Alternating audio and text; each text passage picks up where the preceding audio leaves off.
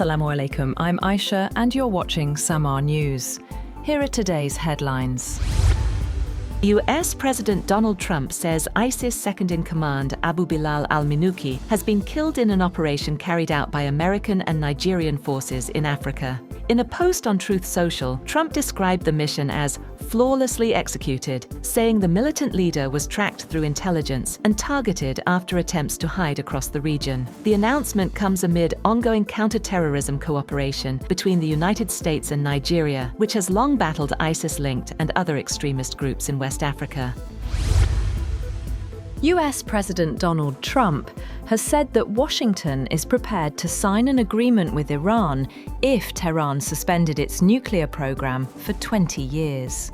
Speaking to the media aboard Air Force One, Trump said he would accept such an arrangement if Iran's commitment proved genuine. Trump claimed Iran previously conducted trade worth $500 million daily through the Strait of Hormuz, and said the blockade had disrupted Iranian commerce. He said the ceasefire decision was taken at the request of other countries, and once again praised Pakistan's Field Marshal and Prime Minister. Trump also said he would decide within days on lifting restrictions imposed on Chinese companies purchasing Iranian oil. Separately, Araghchi said US-Iran negotiations are suffering from a lack of trust, warning that Tehran wants clearly defined terms before agreeing to any deal. He said contradictory messages from Washington had deepened doubts over US intentions. He also insisted that vessels crossing the Strait of Hormuz must coordinate with Iran's navy unless they are hostile to Tehran. The State Department says Israel and Lebanon have agreed to extend their US-brokered ceasefire by 45 days after talks in Washington. The truce, which was first declared by President Trump on April 16th, will remain in place as both sides prepare for another round of negotiations in early June, aimed at containing hostilities along the Lebanon border.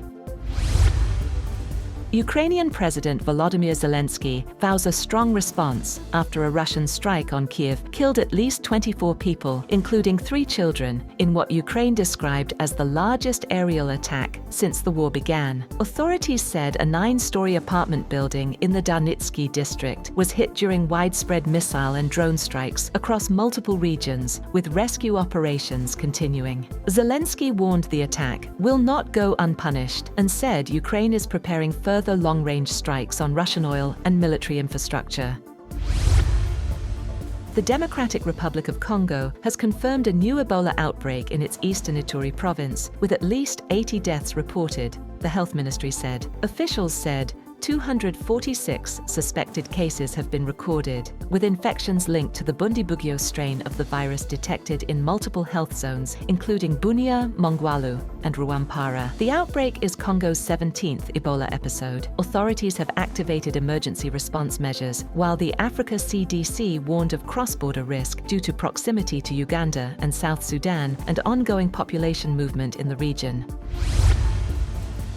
Harvey Weinstein's third rape trial in New York ended in a mistrial after jurors failed to reach a unanimous decision on the charge that he raped aspiring actress Jessica Mann in a Manhattan hotel room in 2013. Weinstein, 74, had pleaded not guilty, with his defense arguing the encounter was consensual. He remains in custody due to prior convictions in separate cases. Prosecutors said they were disappointed, but will review next steps, while Weinstein's legal team urged the case be dropped, noting a split jury vote. It is unclear whether the case will be retried for a 4th time. That's all for now. For more updates, visit www.samaa.tv. Thank you for watching SAMAA News.